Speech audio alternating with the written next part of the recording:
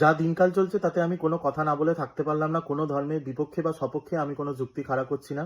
আমার মুসলিমদের বিরুদ্ধেও কোনো কথা বলার নেই, পক্ষেও কোনো কথা বলার নেই। আমার হিন্দুদেরকেই একটা প্রশ্ন করার কথা, যে গরুকে আমরা গোমাতা বলে পুজো করছি, সেই গোমাতাকে কেন আমরা কাটতে পারছি না, কেন আমরা বিক্রি করতে পারছি না, এই জন্য আন্দোলন হচ্ছে। এটাই আমার সব থেকে বড় হাসির ব্যাপার হলো যে যাকে আমরা পুজো করছি তাকে আমরা কাটার জন্যে কাটতে পারছি না বলে আমরা আন্দোলন করছি যে আমরা ওকে বিক্রি করে কাটাতে পারছি না।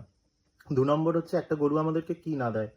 সে গোবর দিচ্ছে, ঘুটে বিক্রি করছে, সে দুধ দিচ্ছে, দুধ থেকে তো সমস্ত জিনিসপত্র হচ্ছে, এমনকি শিং খুর মারা যাওয়ার পর চামড়াটা পর্যন্ত কাজে লাগছে। মানে সে কি না করছে মানুষের জন্য। আমাদের ব্যাপারটা ঠিক সেরকম হয়ে গেল যে আমাদের মা আমাদেরকে জন্ম দিচ্ছে, দুধ খাওয়াচ্ছে, বড় করছে, আমাদের জন্য সমস্ত কিছু করছে, কিন্তু তারপর মায়ের যখন বয়স হয়ে যাচ্ছে, মা আর কিছু কাজকর্ম করতে পারছে না, তখন মাকে বিক্রি করে দাও যাতে অন্যরা মাকে ছিঁড়ে খায়, মাকে রান্না করে খায়, কেটে খায়, এইরকম একটা ব্যাপার। মানে আমার হিন্দুদের হয়েই বড় ভাবতে অবাক লাগে যে তোমরা গরু পোষো কেন? মুসলিমদের কাছে বিক্রি করবে বলে, গরুটাকে কেটে কেটে খাওয়াবে বলে, সেইটার জন্যই তো। নাহলে তো তোমাদের কোনো আন্দোলনটা হতো না। গরু বিক্রি কেন বন্ধ হয়ে যাচ্ছে, কাটা কেন গরুকে কেটে খাওয়া হচ্ছে না, সেটার জন্য যারা আন্দোলন করছে তারা কি প্রকৃতপক্ষে হিন্দু? সেটাই আমার ভাবতে অবাক লাগে যে আপনারা কি সত্যিই প্রকৃতপক্ষে হিন্দু? আমি তো পুরুষদের কথা বাদই দিলাম, আমার তো সেই সব মহিলাদের জন্য দুঃখ হচ্ছে।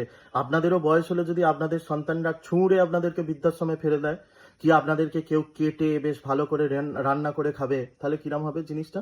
বলবেন যে একটা পশু আর মানুষের মধ্যে তফাৎ আছে? আমি তো কিছু খুঁজে পাচ্ছি না। পশু আর মানুষের মধ্যে তফাৎ খুঁজে পাচ্ছি না। আর তফাৎটা যদিও হয়, তাহলে গোমাতা বলে তাকে দেবতা রূপে পুজো করার কি দরকার? আপনি তো পুজো নাও করতে পারেন।